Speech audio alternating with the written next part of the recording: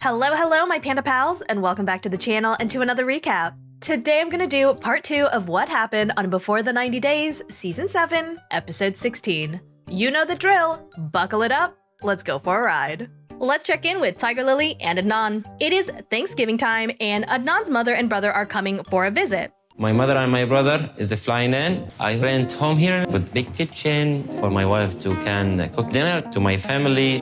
Tigerlily loves Thanksgiving, and she wanted to share some of her American traditions with his family, so she's making them all a traditional American Thanksgiving dinner. Adnan is very happy to see Tigerlily in the kitchen where he obviously thinks she belongs. My family women, like my mother, my aunt, my sisters, they cooking everything. I love it. They spoil me. Really? I would have never known that if you did not tell me. Adnan is like, I really hope Tigerlily will spoil me just as much as they did, and then he helps her put on an apron and tells her not to fuck this up. This first time I will try your food. Don't get mistakes, please. This is your word now. Tigerlily starts cooking, and she keeps complaining to Adnan about the dumbest shit. Baby, there's no hot water in the sink. That's like a manly thing, honey. Maybe you know how to make it hot.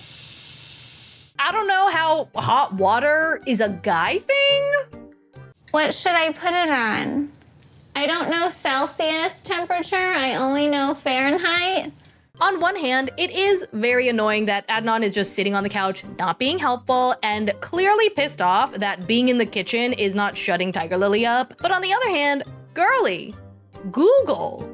I don't expect him to cook, but he needs to be more supportive when I'm clearly panicking. Tigerlily is drowning in there, and she's starting to get really pissed off that Adnan is not jumping up to help her. Keep asking me a question about the kitchen, and I told you I don't know anything. Ugh, I can smell the weaponized incompetence through the screen. Tigerlily is sweating her little booty off, trying to get everything finished before Adnan's family arrives, and sweet little Adnan comes in to check on her progress performing all of her wifely duties. Hi, baby. Hi, honey. And take it a while here. If you are gonna come in here and complain at how long it's taking, might I suggest helping? Adnan is super excited because he's only ever seen American Thanksgiving in the movies. Adnan's mother and brother arrive, and Adnan is really hoping Tigerlily does not mess up this dinner because his mother needs to know that she will be able to feed her sweet little baby boy. Cause apparently if nobody cooks for Adnan, he's just gonna sit in the corner chewing on rocks. His family honestly does not seem super thrilled to be eating this food, but they do eat it and they tell her it is delicious. I pulled this off with foreign ingredients, foreign stove, and an unhelpful husband. His mom is super sweet and tells her that she has no daughters of her own, so she really looks at Tigerlily like she's one of her daughters. And then she's like, listen, it would be great if you two would make me a grandkid. Like, no pressure, but if you love me, you will give me one. بونبوني بوب صغير بدي طفل اشوف انا بحب الاطفال كثير يا ريت تجيبيهم واشوفهم. Then things start to get really emotional because his mother is not ready to let Adnan go to America, and Adnan is also not ready to leave his family. يعني أنا كل شهر شهرين بمر عليك شوي. I don't think that's realistic. Tigerlily looks at him and she's like, baby, you cannot leave me every single month. Can't your mother just stay with us in Texas? And his mom is like, I can visit, but I can't stay for that long because I still have children to take care of back at home. If we get pregnant, I'm not going to be okay with him going to Jordan while I'm at home raising the kids. Ooh, I mean, I hope he can raise children better than he can cook. Let's check in with Niles and Matilda. It is wedding day, and Niles is meeting up with Mr. Ark so that he can ask him for a loan to help him pay for the rest of his wedding. He has no idea that I'm about to ask another huge favor from him. Lord have mercy. Niles goes to take a seat, and Mr. Ark loses his goddamn mind that Niles would have the audacity to sit without his permission. Well, are you going for a chair? Did I instruct you to go for a chair? You're not allowed to sit unless I trust you to have a seat. Niles tells us he is so appreciative that Mr. Ark is taking his daddy role seriously, but dude needs to chill. And you cannot sit there with your back. You have to put your back down and put your hands behind your back. You are before your father. He can be a lot for me to handle. Niles finally has permission to sit down, and Mr. Ark continues to be super aggressive. You came purposely to marry. Are you prepared to marry? Are you ready? I said yes. He said yes. And then he's like, you need to take good care of Matilda, meaning you have to do everything. Are you ready for that? And Niles is like, yeah, I'm super ready, but can I ask you something kind of important? Ooh, Niles' butt must be clenching so hard right now. I understand that I'm gonna be asking a lot here, but I am gonna need some financial help. I'm very concerned about this. Mr. Ark looks at Niles and he's like, how did the son I never had become the son I never wanted? You see, this man, is he playing a joke with me? He's mostly confused because Niles is American and to him, all Americans have a ton of money. Such a person coming from America to marry and telling me you don't have enough money. I feel like a lot of the countries that are featured on this show assume that Americans are wealthy, but a lot of us are actually broke. We are just in massive amounts of debt. Mr. Ark is like, Niles, I know all you Americans have money. Stop lying. How are you gonna come here to ask me, a Ghanaian, to loan you money? As we know in Ghana, that every white in the U.S. have a plenty of money. No, it's not my responsibility to take care of your wife. You have to do it. Niles then tells him about losing his job, and he reassures him that he has another potential job offer lined up. So Niles did love his job, but he did want better pay and better benefits, so he was already interviewing at other places before he came here. Mr. Ark is like, when will you bring Matilda to the US? And Niles is like, I don't know, man. I'm gonna need some time to get my shit together. And Mr. Ark is like, no. You need to promise me an exact time frame. Oh, you have to give me a specific time. In 3 months' time, in 2 months' time, 1 month. I would say about 2 or 3 months. And then Mr. Ark is like, look me in my eyes and with your words, promise me, your father, that you will take Matilda in 2 to 3 months. By 4 months, Matilda will be in America with me. Are you very sure? Let's just say within 5 months. I love how the time frame just keeps getting longer. Like, Niles, just say a year. Hell, just say 2 years. Under promise, over deliver. So Niles said 3 months because he has heard of people getting their visa in as little as 3 months, but he also knows that people can get it up to 5 years later. So buddy, maybe we make a different promise. And as a responsible father, I'm compelled to assist you to complete your marriage. I'm compelled to do it, and I will do it. Let's check in with Sunny and Veah. Rory is finally gone, and Sunny and Veah are going out shopping to celebrate. Just kidding, they are shopping so that they can find clothes for Veah that will cover up her tattoos because she is finally gonna be meeting his dad today. I wanted to show my dad that she's respecting our cultures. Out of my comfort zone a little bit. I feel like I'm hiding a part of me by covering up. She puts on this long white number and tells him that wearing something like this triggers bad memories of her very religious adoptive family. They made us wear really long dresses and head coverings like it was a sin. Show anything, our ankles, our arms, just like this. Sunny's like, listen, I'm sorry to put you in this position, but we don't really have a choice right now. And then he tries to reassure her that she only has to wear modest clothing for a little bit and she can slowly transition into skimpier clothing as his father gets to know her. Is this the only time I'm gonna have to wear this? Because I'm gonna wear it, but my clothes are how I express myself and show my identity. They meet up with Sunny's dad at a restaurant.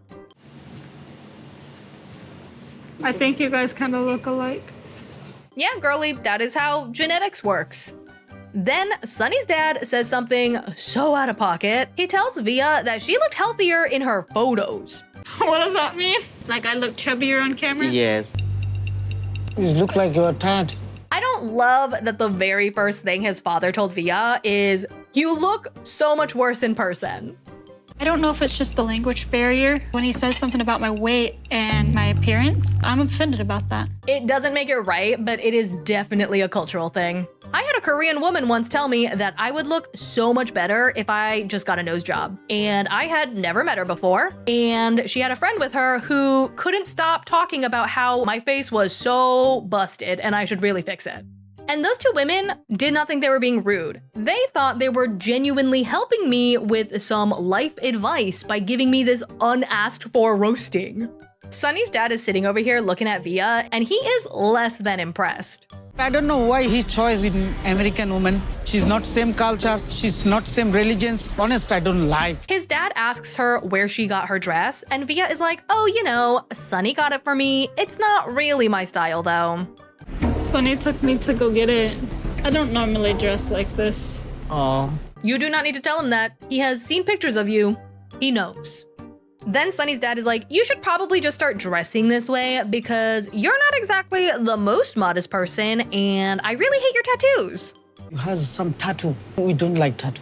Sunny likes them. I don't think so. Oh, damn. You gotta pick your battles. And this is a battle with 0 winners. Like, you are not gonna be changing his father's mind.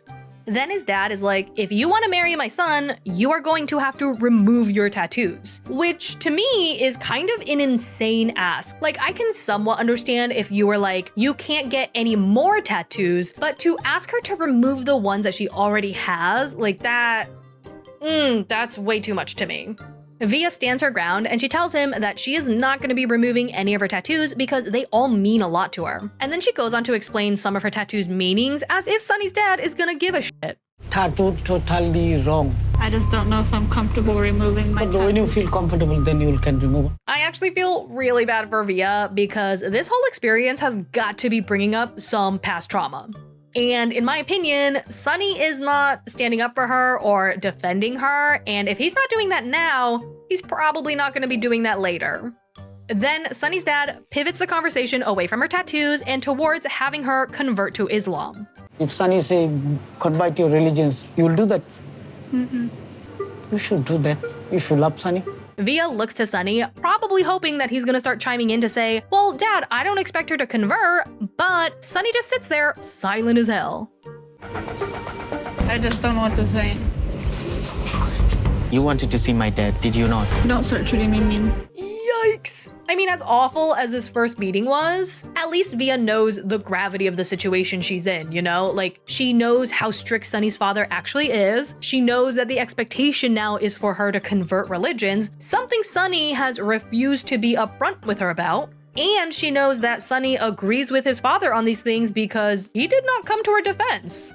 Veah cannot handle it anymore, and she starts to have an anxiety attack, and she gets up and leaves. My heart feels like it's racing. Can you get up, please?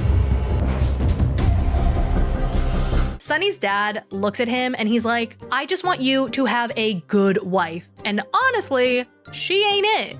Sunny then apologizes to his dad for putting him in a difficult position and causing him so much trouble. They both say goodbye, and Sunny goes off to find Veah.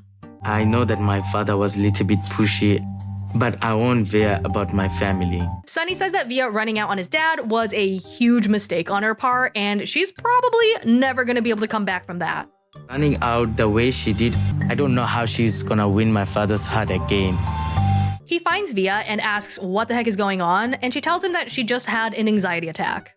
He tells her that he is so frustrated and says that she was the one who kept pushing him to meet his father despite him telling her that was a terrible idea. And then he's like, how do you think this makes me feel that the first woman I ever introduced my father to gets up and walks away from him? I was uncomfortable. Like, your dad's talking about how you need to have your tattoos removed. He didn't say it. Remove it immediately. In future. Bro, in the future is still a problem. First of all, your father has 0 say on what she can and cannot do with her body. Second, the fact that you are defending him means that you agree with him, and that is problematic. You two should not be together. Your dad was telling me I should convert to be with you. I'm a little confused if Sunny wants me to convert. He's not really saying if he wants me to or not. Girl, his lack of actions tonight tells you everything you need to know about how he feels on the topic of you converting. Sunny's like, God, woman, did you really have to freak out in front of my dad like that? I can't help that how I felt. So you wanted to freak out everything in front of my dad, like you could do that. I didn't freak out, I walked away. I didn't freak out. And Sunny is like, you were wrong. How do you not see that?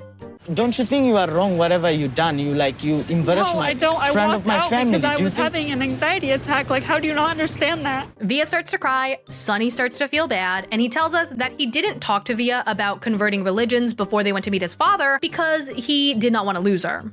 I wish I did talk to her about the converting religion, but I was so scared of losing her. How's that decision working out for you, buddy? Now we are in bigger mess. Funny how that works, huh?